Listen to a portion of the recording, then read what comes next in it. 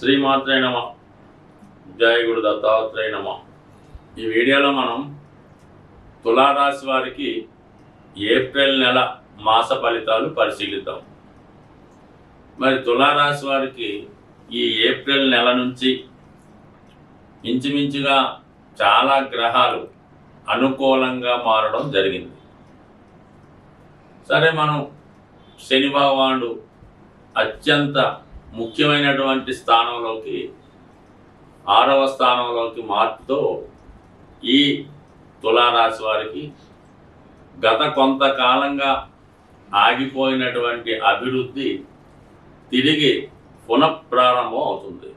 మీరు ఒక సెలబ్రిటీ రంగంలో ఉన్న, సినిమా, మీడియా, అలాగే సాఫ్ట్వేరు, ఫైనాన్సు, బ్యాంకింగు, ఆటోమొబైల్ రంగంలో ఉన్న వాళ్ళకి మరి ఈ క్షణం నుంచి, అంటే ఈ నెల నుంచి మీరు చాలా అద్భుతమైనటువంటి సక్సెస్లు, కొత్త కొత్త వెంచర్లు, కొత్త కొత్త ప్రాజెక్టులు చేయడం జరుగుతూ ఉంటుంది.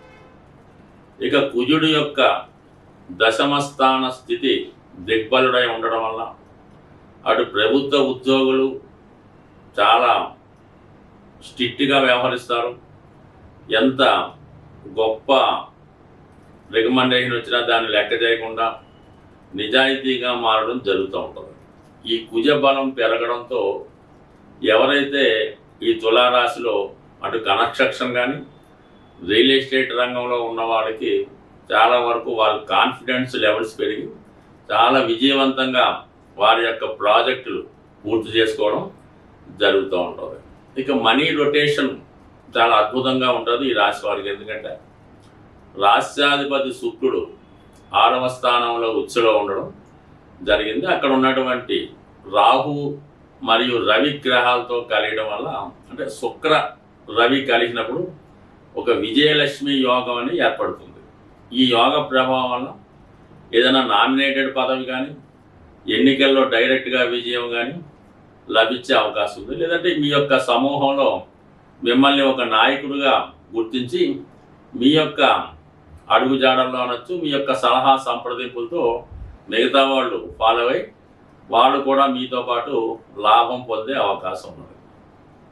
ఇక బుధుడు రవి కలిసి ఉండడం, ఇది చాలా వరకు విద్యార్థులకి ఎక్కువ విజయ అవకాశాలు రావడం జరుగుతుంది. ఎక్కువగా ఈ తులారాశి, తులాలగ్నం వారు ఈ MBA, మార్కెటింగు, ఫైనాన్స్ సంబంధించిన సంస్థల్లో చాలామంది ఉంటారు. అయితే కొంతమంది మెడికల్ రంగంలో ప్రవేశిద్దామనుకున్న వారికి కానీ, IIT లాంటి ఉత్తమ కోర్సుల్లో ప్రవేశిద్దామనుకున్న వారికి ఈ గ్రహస్థితి మీ యొక్క విజయ అవకాశాలని చాలా విపరీతంగా పెంచడం జరుగుతూ ఉంది.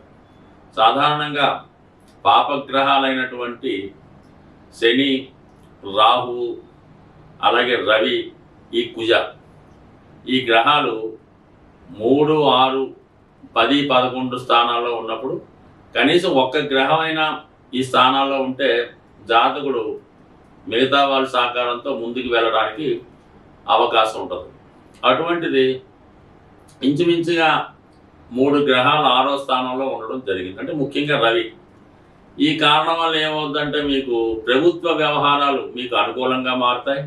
అటు కోర్టు వ్యవహారాలు ఉన్నా, అలాగే ప్రభుత్వ అధికారులతో, రాజకీయ నాయకులతో విభేదాలు ఉన్నా, లేదా సొంతగా మీ యొక్క బాస్తో కానీ, పేరెంట్స్తో కానీ ఉన్న విభేదాలు చాలా వరకు మీకు అనుకూలంగా మారి అవి మీకు ఫేవర్గా మారడం జరుగుతుంది. మొత్తం మీద 6వ స్థానంలో శని భగవానుడు చేరడం వల్ల మిగతా గ్రహాలు కూడా అక్కడ ఉండి మీకు సహకరించడం జరుగుతుంది.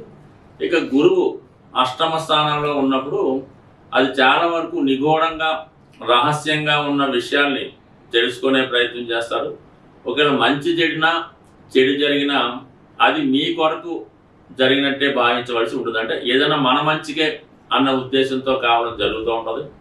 ఇక గురువు 8వ స్థాన స్థితి,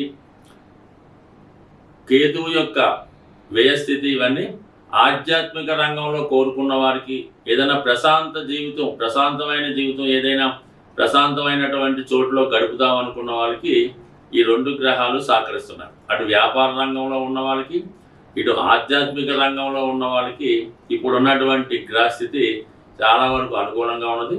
బట్ ఏదైనా తులారాశి వారి యొక్క డెవలప్మెంట్ అదృష్టం ఈ నెల నుంచి ప్రారంభమైంది. ఇది ఇంచుమించుగా 30 నెలల పాటు మిమ్మల్ని విజయపథం వైపు సాగించే అవకాశం ఉంటుంది. స్వస్తి. సాధారణంగా గ్రహాలచే పీడించబడుతున్నవారు, ఇబ్బంది పడుతున్నవారు ఆ గ్రహాలకు పరిహారం చేసుకోవడం వల్ల సులభంగా ఆ సమస్య నుంచి బయటపడవచ్చు. అంటే ఇప్పుడు ఈ నెలలో శనిగ్రహం మారుతూ బుధగ్రహంతో కలియడం వల్ల ఈ వ్యాపార వర్గంలో ఉన్న వాళ్ళకి చాలా వరకు వ్యాపారం మందగిస్తుంది. విద్యార్థులు ఎంత చదివినా కూడా చదివింది జ్ఞాపకం రాక పరీక్షల్లో రాయలేకపోతుంటారు. అలాగే చాలా వరకు సరైన నిర్ణయాలు తీసుకోలేకపోవడం వల్ల చాలా వ్యవహారాల్లో నష్టపోవడం జరుగుతూ ఉంటుంది. ఆ కారణం వల్ల బుధుని యొక్క అనుగ్రహం కోసం చాలా సులభం మాట. బుధుడు తొందరగా అనుగ్రహించే గ్రహం ఇది. విద్యార్థులు లాంటి వాళ్ళు వినాయకుడిని బుధవారం రోజు గరికతో అర్చించి వినాయకుడికి సంబంధించినటువంటి 12 నామాలు, 108 నామాలు, సంకటనాశనం గణేష్ స్తోత్రం చదువుకుంటే సింపుల్గా అయిపోతుంది. మరి పరీక్షకాలు వెళ్ళేటప్పుడు అయితే ఏం చేస్తారంటే, మీరు వినాయకుడికి గరికతో పూజిస్తారు కదా, అది ఇంట్లో అయినా దేవాలయంలో అయినా ఆ గరికను కొద్దిగా మీ హాల్ టికెట్లోనో మీ పాకెట్లోనో పెట్టుకుంటే చాలా వరకు విజయం లభిస్తుంది. ఇక వ్యాపార సంస్థల్లో ఉన్నవాళ్ళు ఏం చేయాలంటే, గణపతిని ప్రతినిత్యం పూజిస్తూ, అలాగే వీలున్నవారు అవకాశం ఉన్నవారు విష్ణు సహస్రనామం లేదా గోవింద నామాలు చదువుతూ ఉండాలి. లేదంటే మీ షాపులో క్యాసెట్ రూపంలో వేస్తూ ఉంటే చాలా వరకు పనిచేస్తుంది.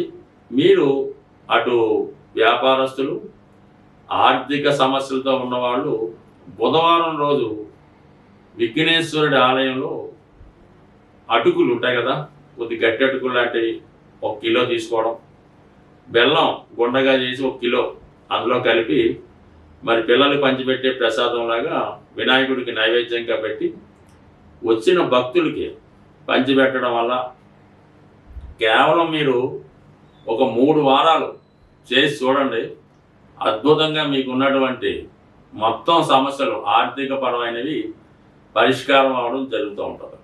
సో ఇది ఈ విధంగా ఈ బుధగ్రహ అనుగ్రహం కోసం ఈ విధంగా చేయొచ్చు.